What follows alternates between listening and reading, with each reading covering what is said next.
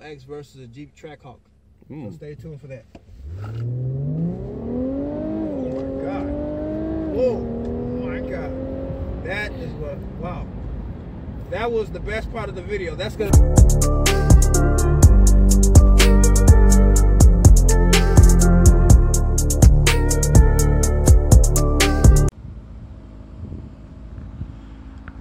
Today on an episode of UPE, we have 2018 Infiniti Q50 Red Sport.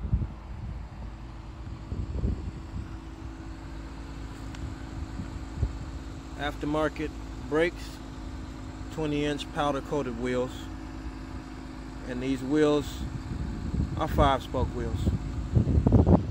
Typical Nissan Infiniti 5 key. Here's the 3-liter turbo badge for their 3-liter V6 engine that is turbocharged by 2 turbos. Of course, this fancy looking turn signal light.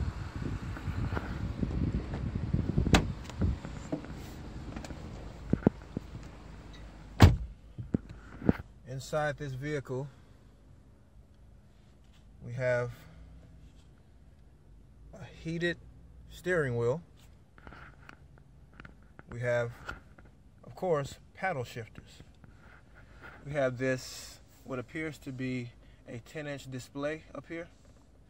One thing that I don't like about this navigation is that it seems a little bit basic compared to some of the other vehicles that it competes with of the same year.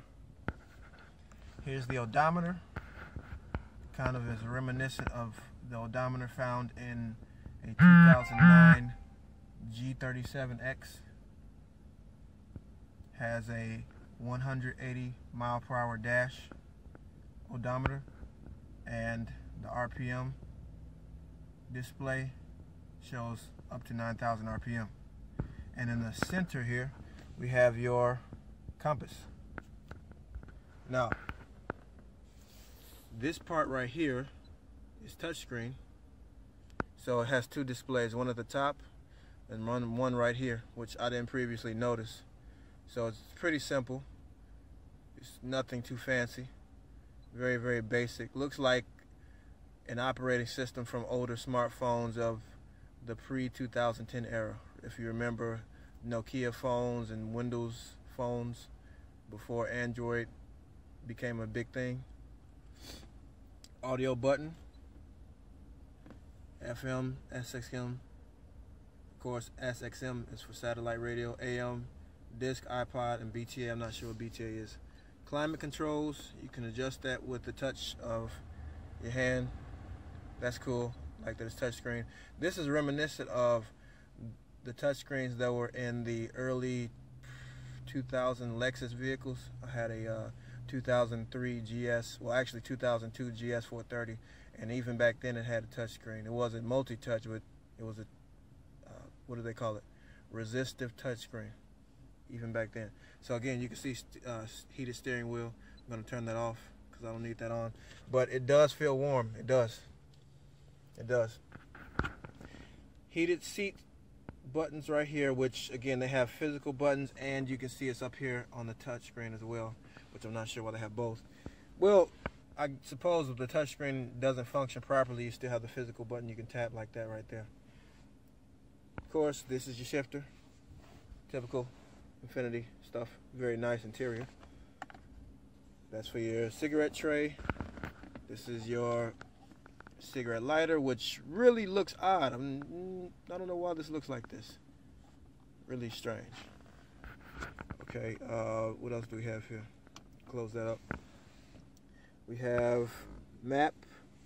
This is for oh, okay, so I see what it's for. This is to kind of zoom in and out of the map settings here, to zoom in and out of the map display. So the more that I zoom to my left, the larger the map becomes, and the more I scroll to my right, the more the map zooms into the exact location of where I am. So Special thanks to Gregory Infiniti for this content, this vehicle being used for this content. Okay, so we got here micro SD slot.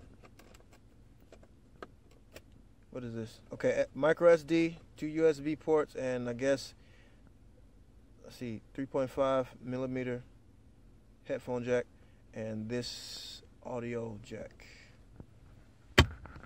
Well, actually, it's video. What's the audio? I think it's no, it's not video because there's no there aren't any screens in here, no displays. Okay, sunglasses, typical sunglass storage area. Let's see.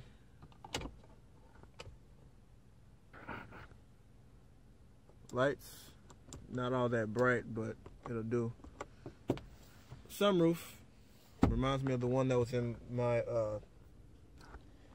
M56. Drive mode. Let's see what that's about. Okay, simple.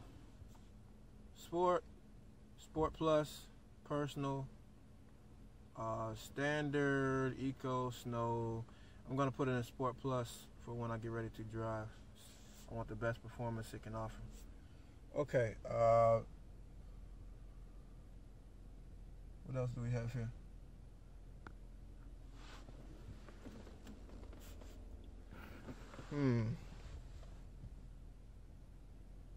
We have Bose audio right there, and what else do we have? Oh. Controls for your mirrors. Turn it to the left. You can see it moving right there. Turn it to your right. See it moving right there. Pretty simple stuff. These are all the same buttons that were in the 2011 that I had. Memory seat options. What else do we have here?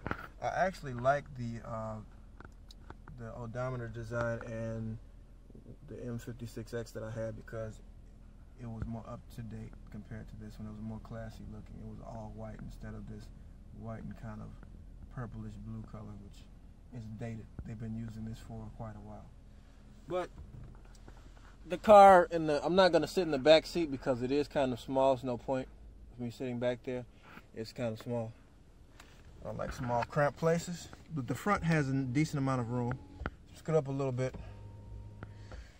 What am I gonna do now? So what I'm gonna do now is, which let me kind of look at this. This is just standard stuff. I'm gonna go ahead and pop the hood.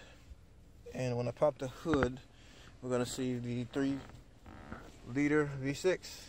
I forget the exact model number or model series it is. It's a VQ something. I know that the V6, the famous 3.5 and 3.7 are the VQ, I think DE. I forget.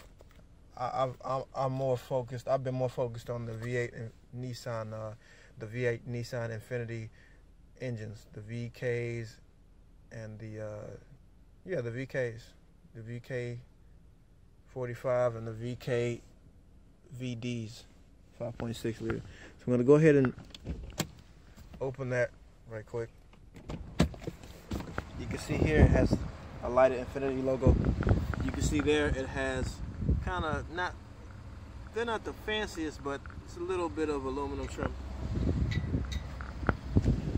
So I don't think it has heated mirrors. I don't think. So I really like how they designed this right here, this low kind of spoiler, sort of front chin spoiler. It's not a real chin spoiler, but it's built into this front bumper here. It's not a real chin spoiler, but it still looks good.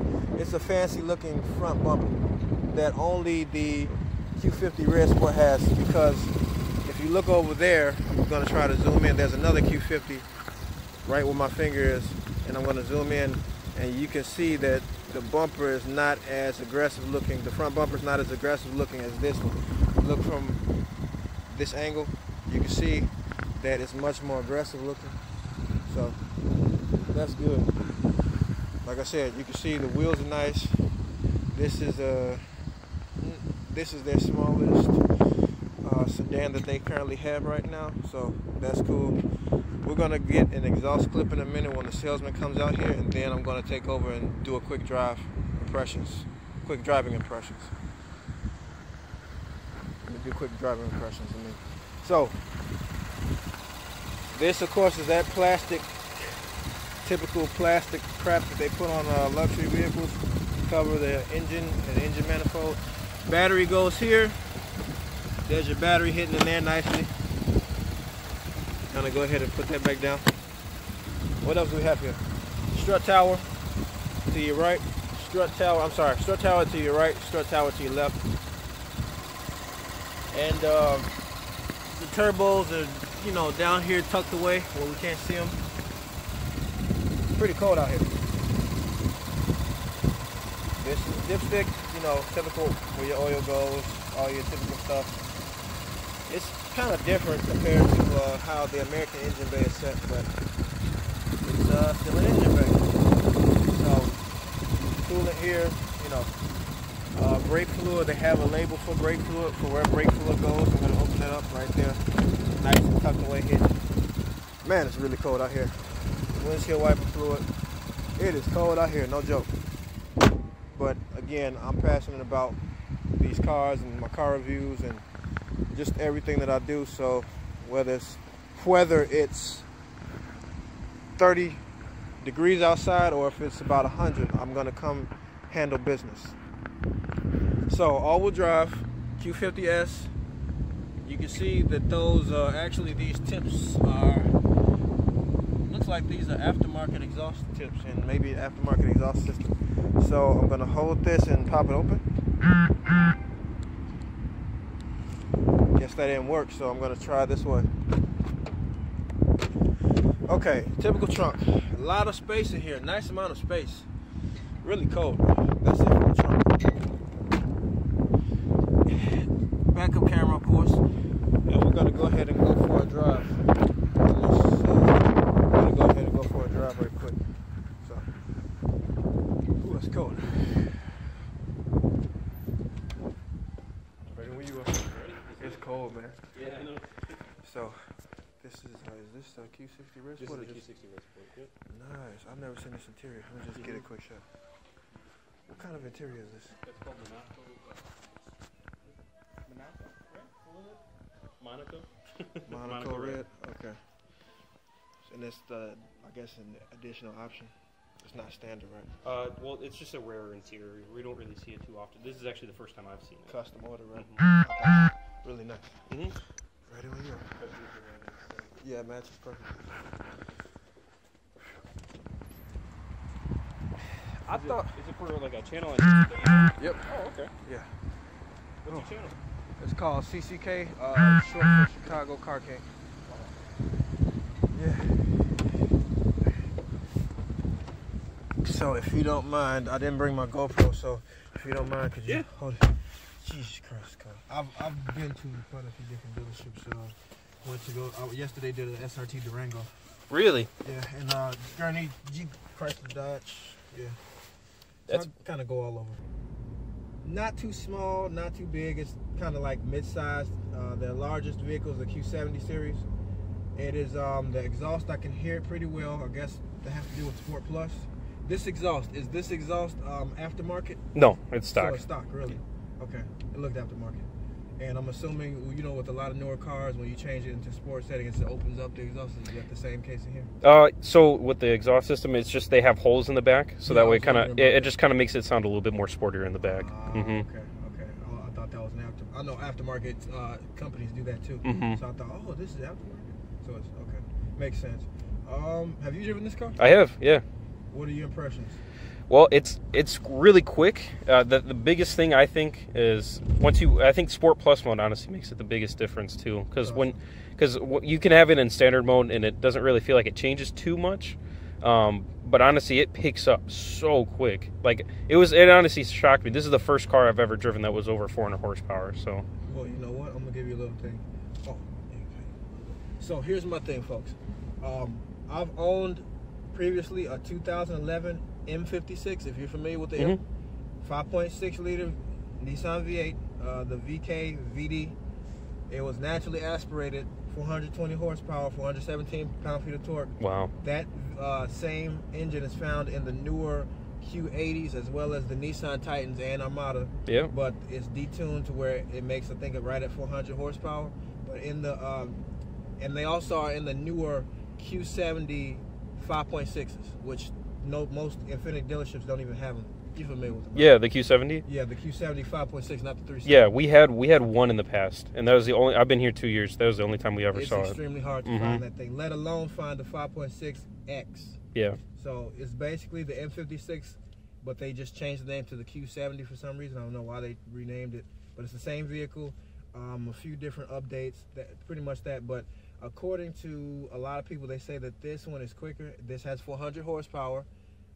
It has 350 pound-feet of torque, and I believe they say the 0 to 60 on this is like 4.4 or 4.3. And for the M, which is larger than this, it's at 4.8. Which I prefer V8. This is a 3-liter with twin turbos. So yeah, this car is much lighter. It's going to be quicker, smaller. But it's initially the Nissan V6 guys go against the V8 guys, just like in other places. Mustang V6 guys are made fun of by the V8 guys. They have a war. But with Nissan, V6 has been their specialty. I mean, look at the GTR. True. Their main thing is V6 performance. And I'm actually impressed with this car. I thought that I knew it would be good, but I didn't realize how good this car really is. It is worth the hype. It is. And to compare this versus, because I've been in a Kia Stinger GT, I like this way better. I like this way better. It's more nimble. This is faster than the Kia Stinger GT, which I just realized the GT only has about 365 horsepower, but it is a little bit it's longer, it's a little bit heavier. So I'm gonna go back on this one. That's a pretty good impression. The heated seats get really hot, like a little bit too much for me. I'm actually gonna turn this off. So that works pretty well. These cars are very reliable. Nissans and Infinitis are overlooked, unfortunately, compared to other luxury vehicles, luxury makes, luxury manufacturers. The value in this brand is, to me, just as valuable as, say, BMW and Mercedes. The only difference between this and those two is that they're a lot more flashy. Yeah. They're a lot more flashy. They have a lot more technology, but they're less reliable. And yes, they do a lot of times make more power because of the V8 twin turbos. But again, they're less reliable. So, as you know, a lot of people who are, say, wealthy and make a lot of money, they lease them. But a car like this that has luxury, you buy this, you can keep it for some years and not have to worry about, things just failing. You know what I mean? Sensors failing, electronics failing, just tons of stuff failing, all kinds of engine component issues. I've owned European, Asian, and American cars, and from my experience having Volkswagens, not that 6-cylinder engine. So small V6 or 6-cylinder engine, turbos, right? The Skyline had a turbo. Wait, was the Skyline a twin turbo or had one turbo? I know one of them had one turbo, and I think eventually they put twins on them, right? Yeah, I think that, yeah. Yeah, so I know the first Skyline had just one turbo, single turbo, but I believe the GTR had twin turbos. Uh-oh, we have an ambulance here we got to get over. Sorry, people. Life is life.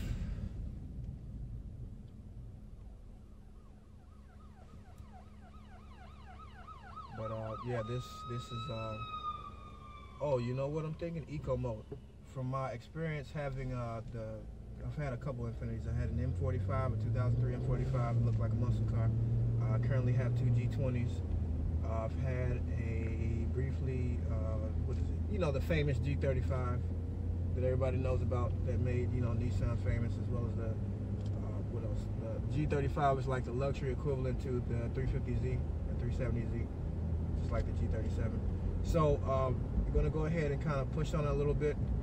Eco mode, from what I understand, kind of makes the pedal stiffen so people can't put their foot down on it, because some companies, they have displacement on demand, but from my experience with an Infiniti in eco mode, for my M56, all it did was stiffen the pedal so people would not be able to put their foot down all the way. That's what it did. So I'm gonna go ahead and give it a little run right quick. And honestly, it moves very quickly. It does. What I noticed though is that it lagged for a second, and I think that might be my fault. I believe that might be my fault. One thing about pedals in these newer cars, you have to put your foot down all the way, like to the floor, for it to respond properly. Otherwise, when you tap it gently, sometimes it just doesn't respond properly. And I thought it was a turbo thing, but I think it's designed that way. I'm not sure if it's for safety, but I've noticed that even in some of the other cars I've driven that are naturally aspirated, when you step on the pedal and you don't step on it all the way down, it lags, like the response and throttle lags for some reason. I'm not sure why that is, but I'm gonna give it one more attempt right quick, and then I'm gonna go ahead and do the exhaust clip, and that'll be it. So let's I'm gonna try it again when I have a little more clear space. Yeah.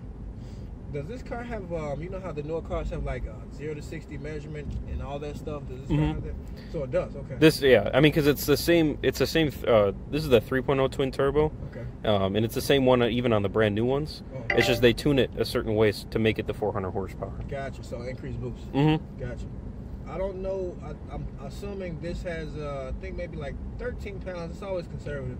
Maybe like 12 or 13 pounds of boost, and maybe on the stock one that makes 300, it might be only 8. It's nothing too crazy. They just turned up the boost a little bit. That's all. Oh, perfect. We're at the stoplight.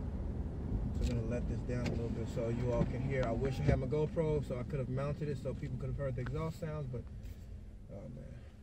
Oh, by the way, you all stay tuned for my video upcoming this Saturday after I go to the Chicago Auto Show. I'm meeting up with another YouTuber that has a bigger channel. We're gonna do a Tesla Model X versus a Jeep Trackhawk. So stay tuned for that. Oh my God. Whoa, my God. That is what, wow.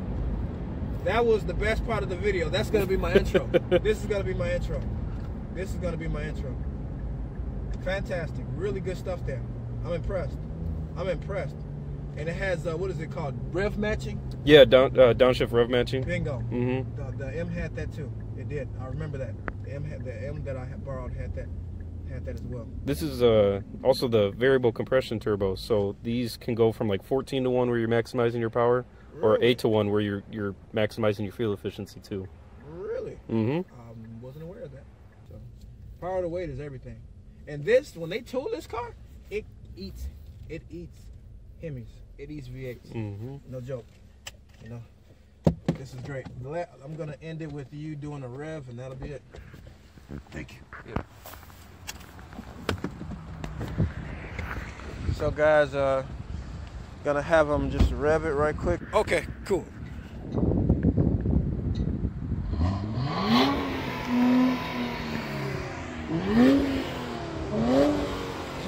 at that.